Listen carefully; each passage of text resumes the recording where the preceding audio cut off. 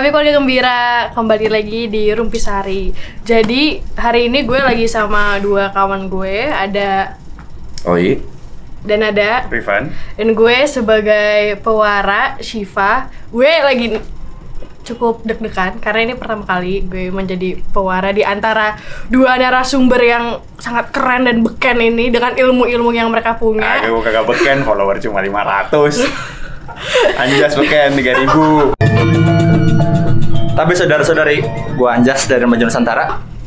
Jadi di episode kali ini kita akan membahas seputar hal-hal yang sedang panas dan hits di media sosial Indonesia. Mulai dari pembahasan seni budaya dan kemudian kita juga akan bahas tentang Artis-artis, enggak ya? Bisa. Nah, jadi hari ini ada 3 topik. Gue tidak akan sebut di awal, tapi seiring berjalannya waktu akan nanti gue bahas satu-satu. Yang pertama, gue akan membawa kabar gembira untuk kita semua. Kerjasamanya Christian Dior dengan Pemprov Bali untuk melestarikan kain endek dan menjadikan kain tersebut salah satu bagian dari koleksi Dior sekarang dan selanjutnya. Iya. Ya, sekarang. Yang sekarang sih Summer Spring 2021 udah pasti katanya sih mau berkelanjutan tapi nggak tahu deh, belum tahu mau dipakai lagi. Nah itu kan kalau menurut gue suatu berita yang seneng ya, maksudnya membanggakan gitu loh. Orang-orang kayaknya orang Indonesia tuh seneng ketika item dari peninggalan nenek moyang atau seni budaya kita tuh diapresiasi oleh orang luar. Nah aku nih mau nanya nih, menurut kalian berdua, apakah itu kabar gembira? Apakah itu sebalikannya atau ada opini-opini lain? Silahkan, boleh. Siapa dulu deh? Boleh nih Mas Rifan. Dior sama Tenun Endek Bali ya. Ya pasti bagus ya. Di satu sisi segala macam publikasi yang berbicara tentang seni budaya Indonesia, kerajinan tangan ataupun produk budaya ya bagus gitu. Gua rasa orang Indonesia perlu berbangga. Kemarin gue juga sempat lihat-lihat lah fenomena ini. Terakhir itu katanya koleksi Summer Spring 2021 tuh ada udah mesen sekitar 4.000 meter gitu. Baru nambah katanya 900 meter lagi. Jadi Dior mesen 4.000 meter. 4.000 meter. Ya hitung aja misalkan tenun endeknya semeternya 100.000 ya, 100.000 gitu. Berarti 400 juta ya. Ya angkanya nggak gede sih untuk Dior gitu. Tapi untuk mungkin ini secara publikasi lebih penting daripada nilai aktualnya ya, nilai nominal besarnya. Gue coba baca-baca di internet gitu.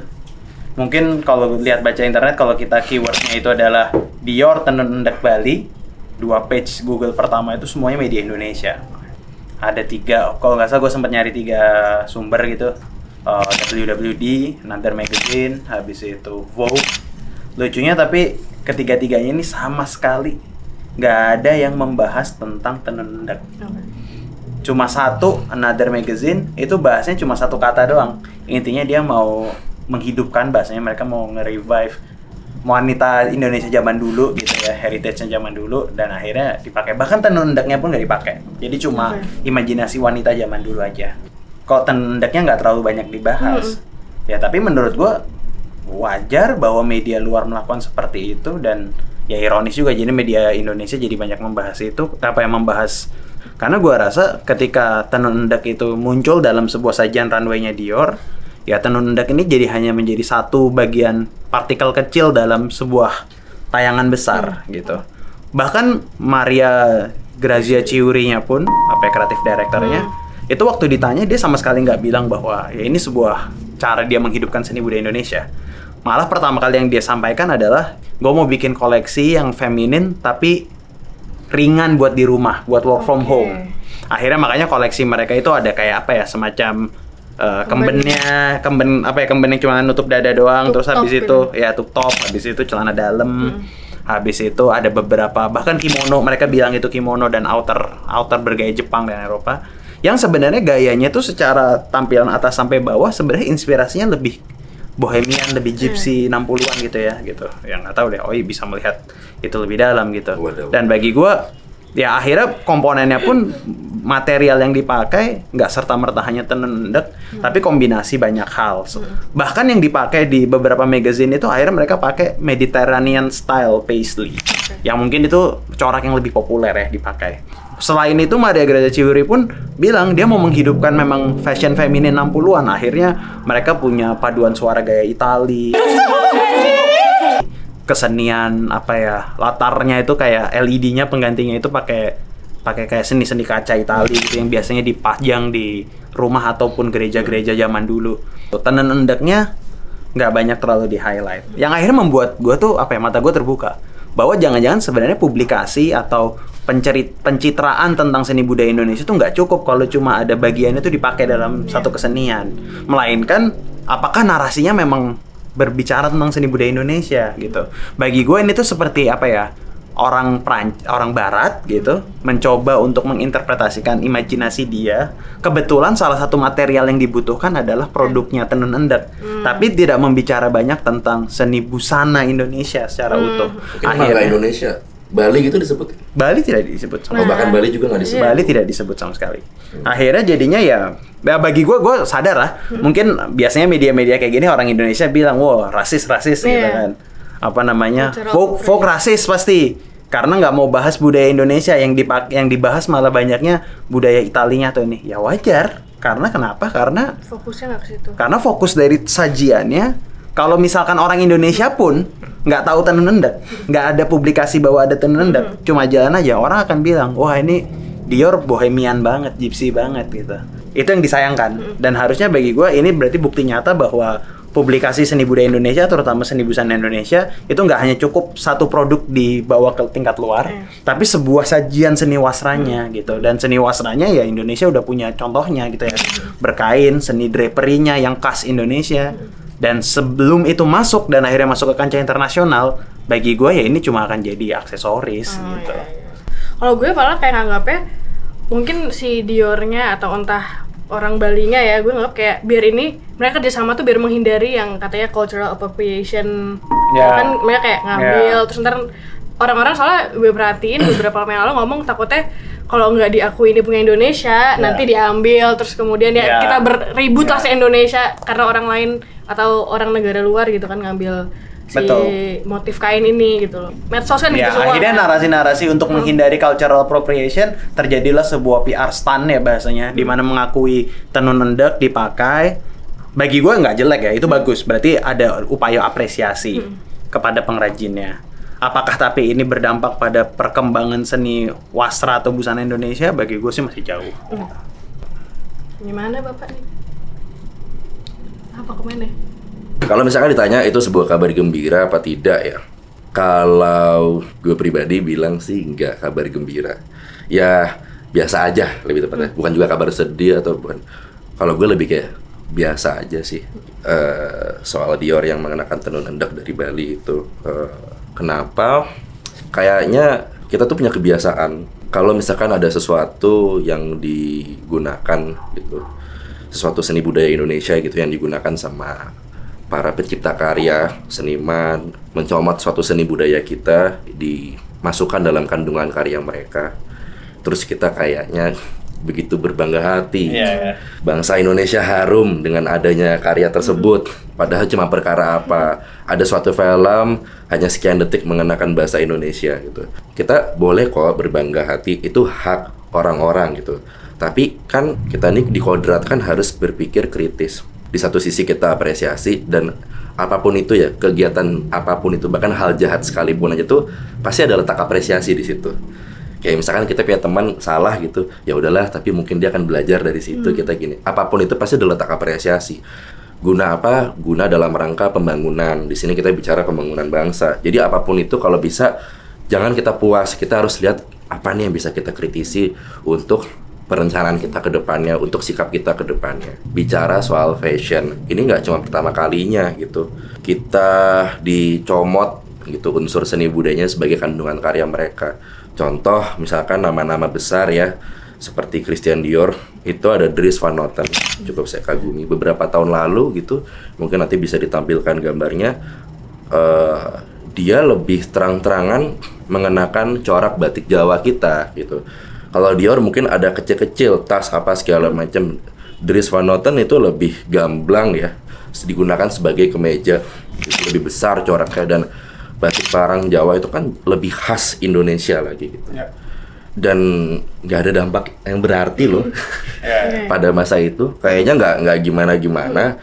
Apakah ada pengaruhnya batik Jawa semakin digemari anak muda atau apa? Terus terang, dan yaudah kita juga melakukan hal tersebut. Itu kan hanya kayak eksplorasi dari desainer perancang busana tersebut.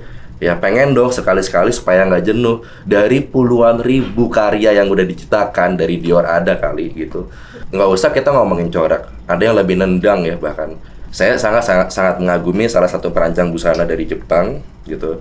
Namanya Yohji Yamamoto gitu. Dia pernah gelar busana dengan lagu dangdut sebagai lagu pengiring fashion show-nya.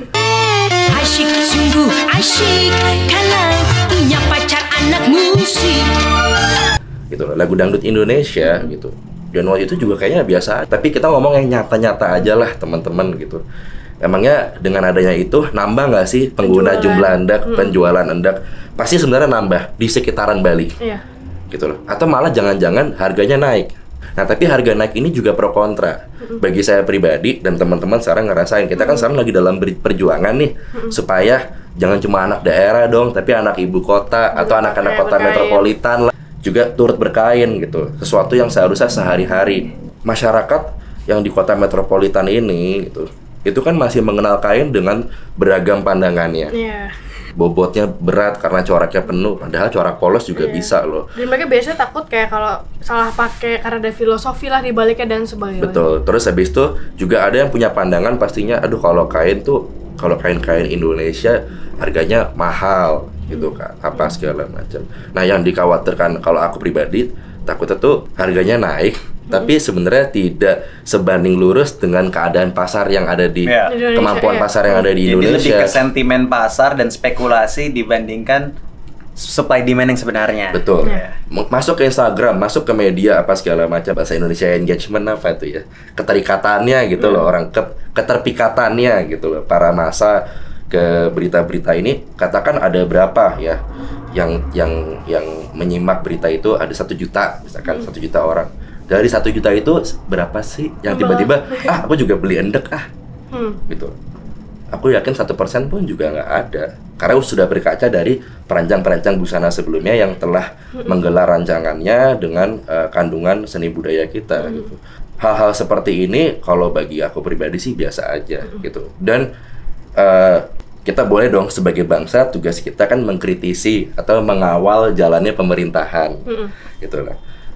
Mungkin saya berpesan gitu sama Pemprov Bali, siapa saya gitu, berpesan-pesan jangan merasa puas dulu, jangan merasa bahagia dulu, karena bagi saya ya udah nggak ada dampak spesifik gitu. Mungkin juga pemerintah yang di bidangnya adalah bertugas mengajukan kebudayaan kita, saya tuh lebih kagum dan menurut saya tuh jauh lebih menantang dan lebih sulit daripada kita membuat Dior kerjasama sama kita mengenakan tenun endeknya dan ternyata juga nggak seberapa. Valuasi medianya tadi sudah dibahas sama Rifan, kita kira-kira ya, penilaian medianya juga nggak seberapa, pembahasannya disebut Bali juga kagak gitu lah. Gitu. Dan nggak usah penjualan di Bali, kayaknya juga di Perancis nggak ada tuh.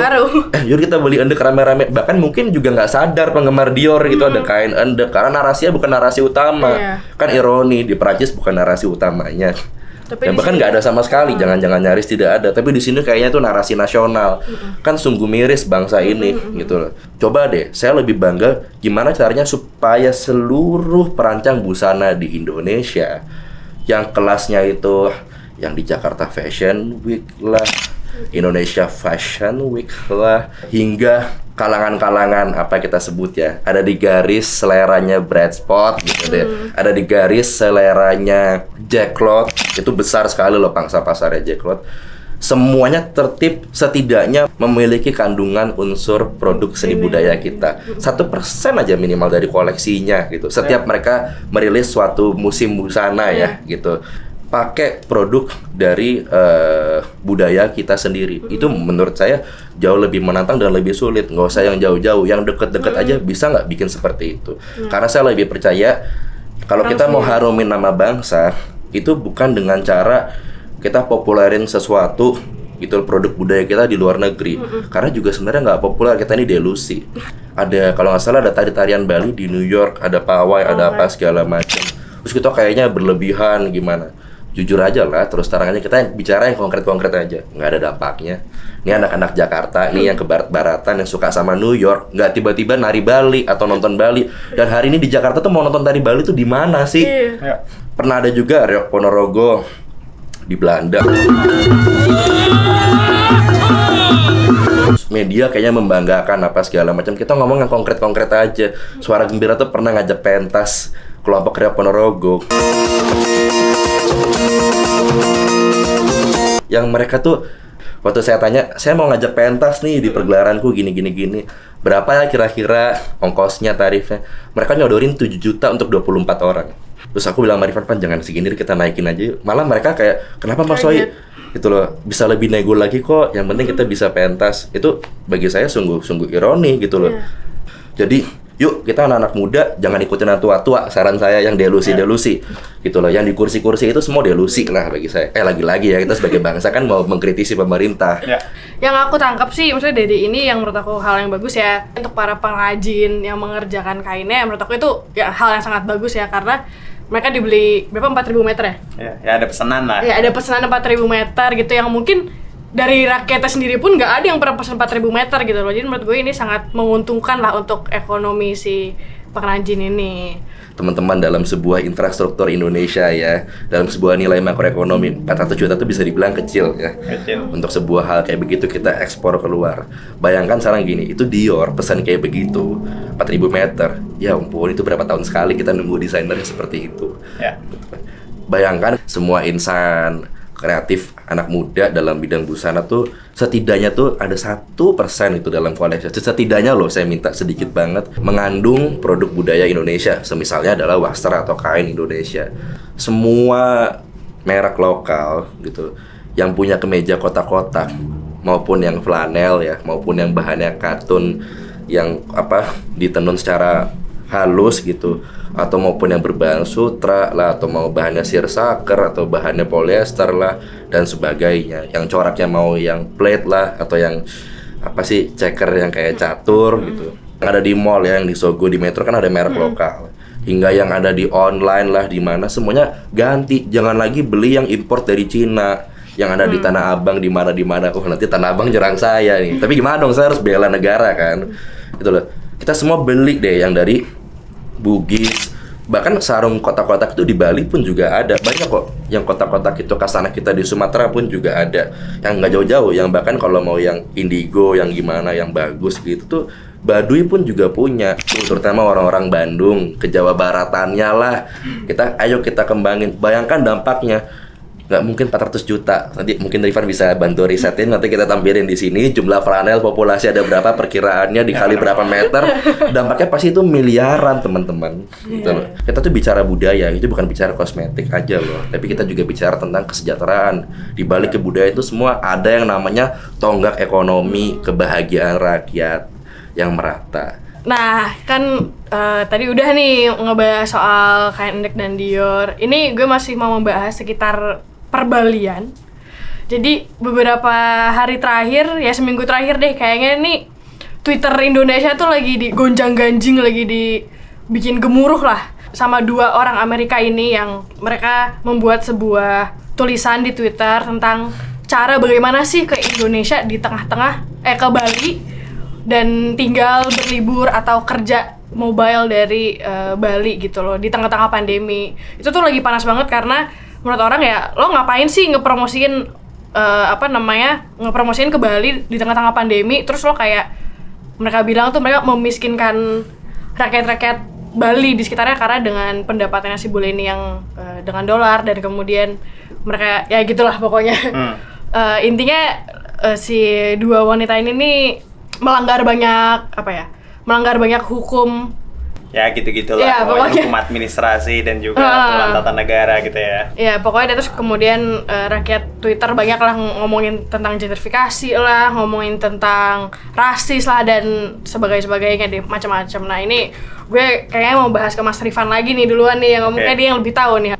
Gue tuh sebenarnya apa ya, ada pingin nulis gitu kan Oke. di Instastory, tapi nggak jadi lah gitu. Di sini aja jadinya ya. Akhirnya curhat di sini. Gitu. Tapi lu temen lu apa gimana sih, Van? Enggak, tapi apa ya, kalau gue ingin mengutarakan, tapi kalau gue biasanya tuh anak zaman sekarang kan suka hot take gitu ya, apa ya, Oh iya, hot take. pengutaran besar gitu. Mungkin gue tuh emang bilang bahwa andaikan zaman dulu para penulis kitab suci itu sadar bahwa Twitter itu adalah garis depan peradaban manusia, pasti mereka akan nulis bahwa main Twitter itu haram.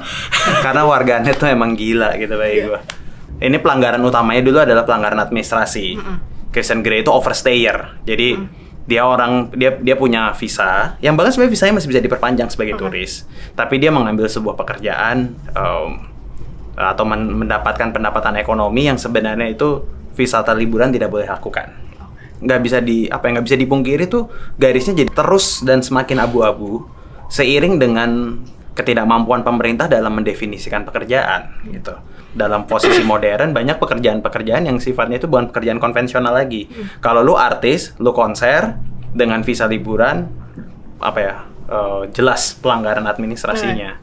Tapi dengan gaya digital nomad sekarang, lu lagi liburan, tiba-tiba ada order nih, bilang bahwa bikin dong desain, kirimin emailnya, ntar ditransfer gitu. Nah, pekerjaan ini tuh pekerjaan yang aturannya ini gimana nih gitu. Tapi karena kompleksitas ini terjadi, masyarakat harus bijak dalam menilai itu. Bagi gue, masyarakat tidak bisa langsung serta-merta bilang bahwa orang ini mencari keuntungan. Ada posisi-posisi validnya, tapi jangan jadi hakim-hakim amat lah gitu. Menghakiminya pun santai aja lah gitu. Diskusinya memang merembet kemana-mana hingga menggunakan beragam teori politik modern dan terminologi canggih yang bagi gue terminologinya apakah penggunaannya tepat guna malah belum tentu, tapi kayaknya malah serem banget gitu ya. Tiba-tiba ada terminologi bahwa ini sebuah gentrifikasi gitu. Apa sih arti dari gentrifikasi? Gentrifikasi itu kan sebenarnya bukan sebuah teori, tapi adalah sebuah analisis material, analisis dampak dan analisis konsekuensi gitu. Sebuah lokasi yang tadinya dipakai sebagai pasar induk atau jadi tempat pemukiman warga miskin misalkan di daerah urban, menurut banyak orang dia merasa bahwa nilai utilitas dari daerah tersebut itu bisa lebih tinggi dalam prinsip pasar bebas gitu. Daripada dijadiin pemukiman warga miskin, mending gue jadiin mall gitu. Harganya naik gitu. Harganya naik karena menurut prinsip pasar bebas harganya bisa lebih mahal. Akhirnya yang terjadi adalah muncullah sebuah tren, dan kadang-kadang penilaian nilai pasar itu kan nggak sepenuhnya rasional, bisa juga ditentukan oleh sentimen, oleh spekulasi, dan ternyata nilai-nilai ini tuh mendominasi. Akhirnya tempat ini tuh nilai propertinya naik, dijadikan ajang spekulan gitu. Orang-orang memanfaatkan itu karena kebetulan saat itu murah tempatnya. Mungkin pemilik aslinya menjual karena lumayan dapat angka. Penyewanya jadinya harus bayar dengan harga mahal karena secara agregat nilai propertinya naik gitu ya. Kalau misalkan akhirnya itu melakukan pemberdayaan ke warga sekitarnya, mungkin bagus. Yang bermasalah adalah warganya terdepak, lalu akhirnya tempatnya jadi dikuasai oleh kalangan lain gitu. Dan lebih bermasalahnya lagi ternyata spekulasinya gagal gitu. Mungkin pasar yang digadang-gadang sebagai tempat nongkrong anak keren di Jakarta, akhirnya mungkin sekarang okupansi rate-nya hanya sekitar 10%, tapi pedagang awalnya nggak bisa datang. Ya karena harganya udah kepalang mahal, udah kepalang dibeli mahal oleh si agen-agen properti ini. Tapi gentrifikasi kan kompleks gitu. Pertanyaannya, sebuah pernyataan satu dari Christian Grey bilang bahwa yuk datang ke Indonesia karena biayanya lebih murah kalau dengan rupiah, sedangkan gajinya itu besar dalam dolar. Itu tuh akan mendorong gentrifikasi sejauh apa sih? Apakah tiba-tiba ada 100.000 atau puluhan ribu warga negara asing yang hadir ke Bali untuk kayak gini? Kayaknya kok berlebihan gitu. Apakah ketika mereka datang, daya beli mereka serta-merta akan menendang warga lokal? Kok kayaknya nggak bisa sesimpel itu? Apakah daya beli mereka itu hadir untuk memberdayakan dibandingkan mengusir? Kayaknya bisa terjadi. Jadi banyak faktor. Nah, karena banyak faktor, kita nggak bisa menyimpulkan terlalu cepat. Karena nggak bisa menyimpulkan terlalu cepat, jangan jadi hakim. Jangan sampai push orang ini untuk akhirnya mendapatkan hukuman yang lebih dari yang seharusnya ia dapat. Dan ini yang terjadi. Tren-tren di mana banyak warganet sekarang bertindak itu kan adalah, ini prinsipnya kalau dalam pepatah barat adalah the enemy of my enemy is my friend. Gitu. Musuh gue itu teman gue. Padahal mungkin orang ini tuh belum tentu aliansinya. Bisa aja ini sebenarnya lebih musuh lebih besar. Dan itu terjadi. Itu adalah negara. Negara melakukan deportase pada mereka, kepada Christian Grey ini dengan dalil yang sebenarnya prinsip-prinsip hukumnya itu wah pasal karet serem banget gitu. Yang dipakai karena aturannya itu adalah meresahkan warga. Karena Christian Grey melakukan sebuah tweet bilang bahwa Bali itu tuh ramah terhadap masyarakat LGBTQ. Gitu. Itu dijadikan pasal yang akhirnya mendeportasi dia. Kalau orang-orang yang nge-tweet selama ini tuh kena pasal itu yang sama. Gitu. Rasanya kan sakit kan gitu. Yeah. Jadi bukan hanya meskipun lu musuhnya bukan berarti lu akan mendukung upaya musuhnya si Christian Grey ini yang itu dalam konteks negara. Dan itu terus berjalan ya ternyata. Oh, itu mereka dideportasi bukan karena overstay-nya. Ada faktornya, tapi masalahnya faktor yang utama. Overstayer itu di mana dia mendapatkan ekonomi. Sebenarnya dalam prinsip hukum itu kan bahasa Inggrisnya tuh misdemeanor. Pada prinsipnya sebenarnya banyak pendekatan-pendekatan lebih humanis. Diingatkan, jangan kerja lagi ya, gitu.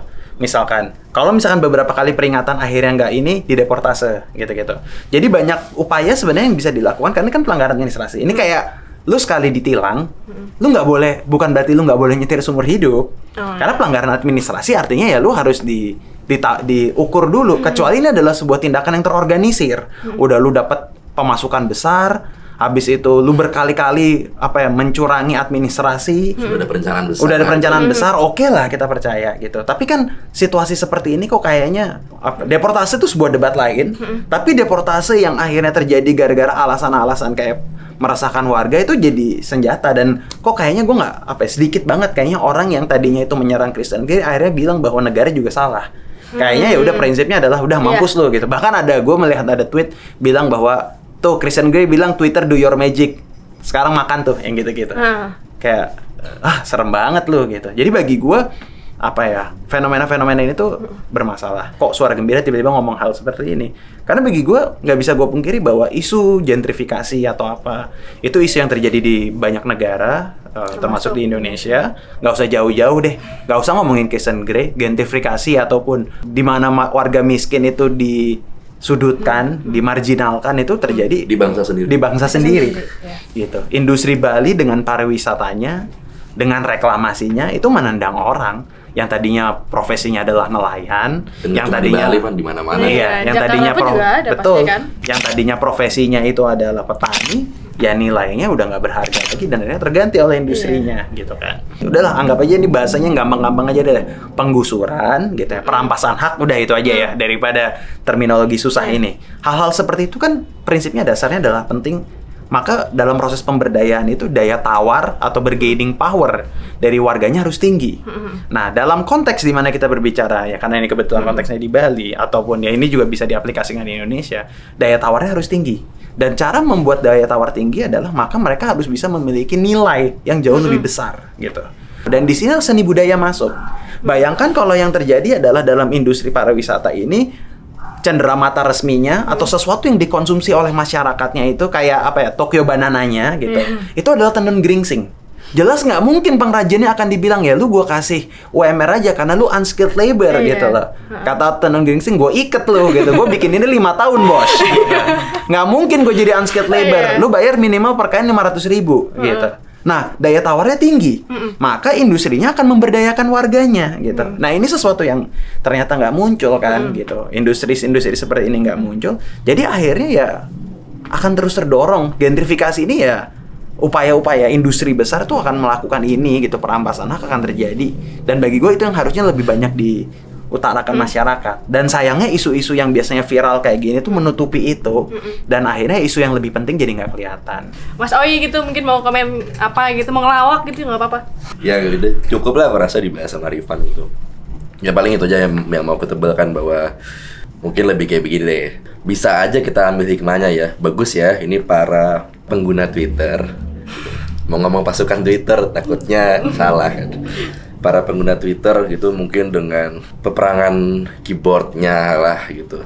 Tapi kayaknya alangkah baiknya kalau peperangan keyboardnya itu dialihfungsikan atau lebih terarah ke hal yang lebih tepat gitu. Kalau memang gentrifikasi, perasaan aku juga gentrifikasi itu terjadi di mana-mana loh oleh bangsa kita sendiri. Kalau kita mau belajar, kita mau lebih cermat, lebih melek lihat keadaan. Dan cuma warga asing doang gitu kan. Iya, dan tidak terjadi di tahun 2020. Sudah sejak zaman Orde Baru juga sudah ada gitu, gentrifikasi. Nah, alangkah baiknya kalau para sobat Twitter jor-joran gitu loh. Jor-joran kritiknya mengarah ke yang lebih besar itu, persoalan lebih besar itu daripada satu hal kecil itu aja sih. Gitu. Yuk kita bareng-bareng benahi keadaan bangsa ini gitu. Kita kritiki kerjaan pemerintah yang kurang baik, kurang benar gitu. Gitu aja sih paling. Oke. Takut gue ngomong. Nah, jadi setelah 2 pembahasan yang menurut gue itu agak cukup berat ya, bikin capek ya, bikin berat. capek ya buat saya. Bagi Rifan gak berat. Bagi gue berat juga kok. Oke. Jadi bagi kita berdua ini topik yang cukup berat. Sepertinya kita harus menyelesaikan episode Rumpis Hari yang kali ini. Mohon maaf jika ada kesalahan kata atau ada yang menyinggung dari saya atau mungkin dari Mas Rifan, dari Mas Oi. Kami dari Suara Gembira mohon maaf dan terima kasih sudah meluangkan waktu kalian untuk nonton Rumpis Hari. Dan jangan lupa ini Rumpis Hari ada di YouTube dan kalian bisa dengarkan juga di Spotify dalam bentuk podcast. Terima kasih. Merdeka! Merdeka.